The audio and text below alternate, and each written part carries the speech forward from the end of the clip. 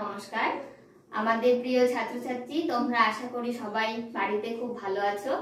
দীর্ঘদিন ধরে তোমরা ইউটিউব চ্যানেলের মাধ্যমে পড়াশোনা করলে, কিন্তু কিরকম ধরনের পড়াশোনা করলে সেটা দেখার জন্যই আমাদের সামনে একটি ছোট পরীক্ষার ব্যবস্থা করা হয়েছে।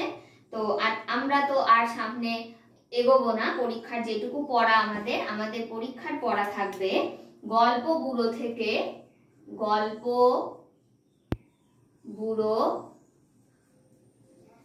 থেকে মাঠ মানে ছুট। গল্প বুড়ো থেকে আমাদের মাঠ মানে ছুট, এইটুকু পর্যন্ত তোমাদের পরীক্ষার পড়া থাকবে। পরীক্ষার পড়া তোমরা সবাই পেয়ে যাবে আজকে কালকের মধ্যে। সব বিষয়ের পরীক্ষার পড়া তোমরা পেয়ে যাবে।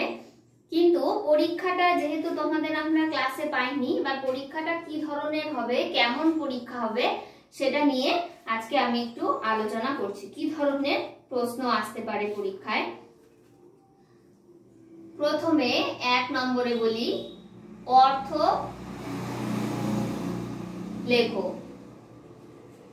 1 নম্বরেই থাকতে পারে আমাদের অর্থ লেখো। এবার আমি যেভাবে বলছি সেভাবেই প্রশ্নপত্র দিদিমণি এইভাবেই তো তুমি বলেছো, কিন্তু প্রশ্ন তো এরকম আসবে, এরকমটা কিন্তু নয়। আমি বলে দিচ্ছি এই ধরনের প্রশ্ন আসতে পারে পরীক্ষায়।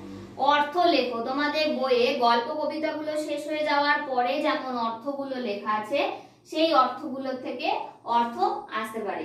যেমন ধরো আসতে পারে ফলা আসতে পারে, বা তাবু আসতে পারে। এরকম ধরনের অর্থ লেখো, এগুলো তোমাদের আসবে। অর্থ লেখোর পরে আমরা আসতে পারি, অর্থ লেখোর পরে আসতে পারে 2 যদি বলি সমার্থক শব্দ। সমার্থক শব্দ 2 বললাম সমার্থক শব্দ। সমার্থক শব্দ আমাদের ছিল চাঁদ, তারপর আর কি ছিল, চাঁদ,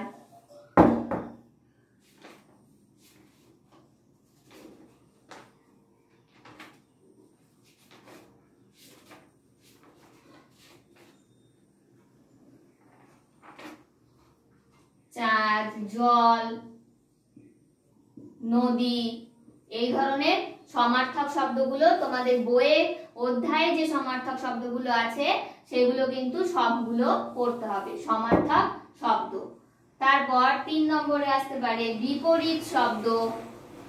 3 নম্বরে বিপরীত শব্দ। বিপরীত শব্দ কি কি, যেমন ধরো আদি, কচি, এই ধরনের বিপরীত শব্দগুলো সব অধ্যায়ের শেষে তোমাদের যেমন বিপরীত শব্দ আছে, সেই বিপরীত শব্দগুলো তোমরা খুব ভালো করে পড়বে।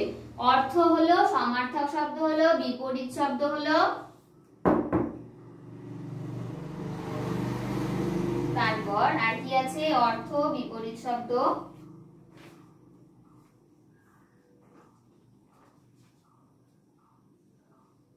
তারপর আসতে পারে 4 নম্বরে একটি বাক্যে উত্তর দাও। একটি পূর্ণ বাক্যে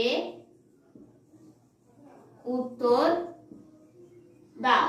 পূর্ণ বাক্যে উত্তর দাও। একটি পূর্ণ বাক্যে উত্তর দাও। তাহলে পূর্ণ বাক্যে উত্তর দাও বললে কিন্তু আমাদের প্রশ্নটা সম্পূর্ণ পূর্ণ বাক্যে উত্তর লিখতে হবে। অর্ধেকটা উত্তর লিখে কিন্তু তোমরা ছেড়ে দেবে না।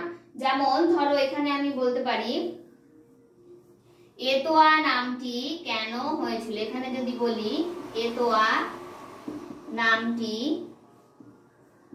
কেন হয়েছিল। এবার তোমরা উত্তরটা কি লিখবে। যদি তোমরা লেখো রবিবারে জন্মগ্রহণ করেছিল বলি, ব্যাস এইটুকু লিখেই তোমরা অনেকে শেষ করে দাও। কিন্তু কেন হয়েছিল লিখবো এতোয়া নামটি হয়েছিল কারণ রবিবারে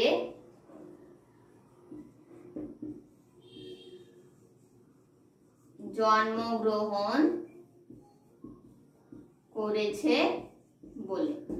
এতুয়া নামটি হয়েছিল কারণ রবিবারে জন্মগ্রহণ করেছে বলে। এই রকম করে কিন্তু পূর্ণ বাক্যে উত্তর লিখতে হবে। যেগুলো বইতে উত্তরগুলো আছে পূর্ণ বাক্যে উত্তর দাও, সেই পূর্ণ বাক্যে উত্তরগুলো কিন্তু তোমাদের লিখতে হবে। এবার আসি দুই তিনটি বাক্যে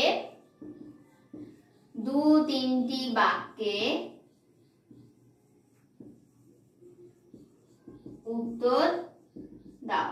দু তিনটি বাক্যে উত্তর দাও। তাহলে দু তিনটি বাক্য মানে একটা দাড়ি পর্যন্ত একটা বাক্য, আবার আরেকটা দাড়ি পর্যন্ত আরেকটা বাক্য, আবার আরেকটা দাড়ি পর্যন্ত আরেকটা বাক্য। এইরকম আমাদের তিনটা বাক্য কমপক্ষে লিখতে হবে। যদি আমাদের বেশি হয় কোনো অসুবিধা নেই, কিন্তু আমাদের কমপক্ষে তিনটা বাক্য অবশ্যই লিখতে হবে। দু তিনটি বাক্যে উত্তর দাও এর ক্ষেত্রে আমাদের লিখতেই হবে দু তিনটি বাক্যে। তাহলে যদি ধরো বলি যে পাঠ্যাংশে কাকে কেন বাংলাদেশে শিশু লিভিংস্টোন বলা হয়েছে, কাকে কেন বাংলাদেশে লিভিংস্টোন বলা হয়েছে, এক্ষেত্রেও কিন্তু কি করতে হবে, আমাদের তিনটা বাক্যে উত্তর লিখতে হবে। আরো যদি বলি যে কবির কাছে মাঠ বলতে বা তোমাদের কাছে মাঠ বলতে যে কথাটি বোঝায় সেটা তোমরা লেখো। যদি বলি মাঠ বলতে কি বোঝায়, তাহলেও কিন্তু আমাদের দু তিনটি বাক্যে উত্তর লিখতে হবে। এবার 6 নম্বরে আসি। 6 নম্বরে রচনা। তোমাদের রচনা পড়ানো হয়েছিল গ্রীষ্মকাল, দুর্গাপুজো, আর কি পড়ানো হয়েছিল, গ্রীষ্মকাল, দুর্গাপুজো, আর একটা কি পড়ানো হলো, প্রতিদিনের জীবনে বিজ্ঞান। তিনটা রচনাই তোমাদের ভালো করে পড়তে হবে। পরীক্ষায় দুটো রচনা আসতে পারে, যে কোনো একটি লিখতে হবে এরকম আসতে পারে, আবার যে কোনো একটাই দেওয়া থাকতে পারে ওই একটাই লিখতে হবে এরকমও আসতে পারে।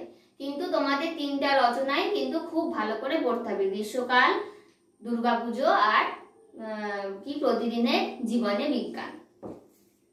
তারপর 7 নম্বরে আসি, ব্যাকরণ।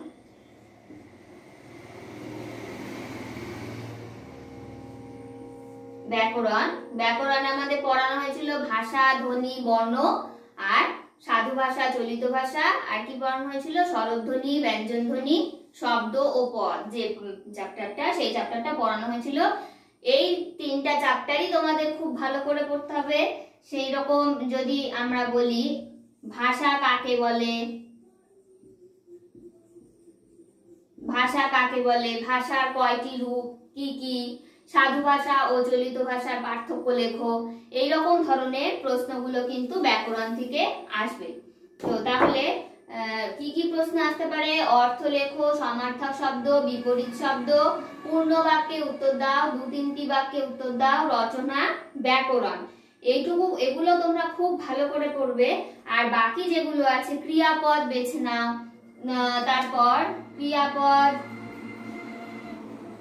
ক্রিয়াপদ বেছে লেখো। তারপর আসতে পারে কোনটি কোন ধরনের বাক্য, কোনটি কোন ধরনের বাক্য, এই ধরনের প্রশ্নগুলো তোমাদের আসতে পারে। একটা বাক্য দিয়ে দেওয়া হলো, সেটা কোন রকমের বাক্য, প্রশ্নবোধক বাক্য, বিস্ময়বোধক বাক্য না সরল বাক্য, এইরকম ধরনের যেগুলো আছে তোমাদের অনুশীলনীতে গল্প কবিতার পরে সেই অধ্যায়, সেইগুলো পড়লেই তোমাদের হবে। তাহলে অর্থ লেখো, সমার্থক শব্দ, বিপরীত শব্দ, পূর্ণ বাক্যে উত্তর দাও, দু তিনটি বাক্যে উত্তর দাও, রচনা, ব্যাকরণ, ক্রিয়াপদ বেছে নিয়ে লেখো কোনটি কোন ধরনের বাক্য। তাছাড়াও বইতে যেগুলো আছে বিশেষ্য বিশেষণ আলাদা করো, সাজিয়ে লেখো, তারপর এক কথায় প্রকাশ, অর্থ পার্থক্য দেখাও, এগুলো তোমরা খুব ভালো করে পড়বে আর এগুলো সাথে পড়বে। ঠিক আছে? তো তাহলে আজকে আমি কোনো নতুন অধ্যায় শুরু করছি না, তোমাদের কোনো হোমওয়ার্ক দিচ্ছি না। তোমরা গল্পগুলো থেকে মাঠ মানে ছুট পর্যন্ত সম্পূর্ণ বইটা তোমরা রিভাইজ দিবে অনুশীলনী সহ, আর বাড়িতে লেখা প্র্যাকটিস করবে। যে কোনো একটা অনুশীলনী নিয়ে বসলে বা যে কোনো অর্থ কবিতার বা কোনো গল্পের অর্থ মুখস্থ করে না দেখে লিখলে। এরকম করে তোমরা কয়েকদিন প্র্যাকটিস করো। তোমরা আজকে কালকের মধ্যে সব বিষয়ের সিলেবাস তোমরা পেয়ে যাবে।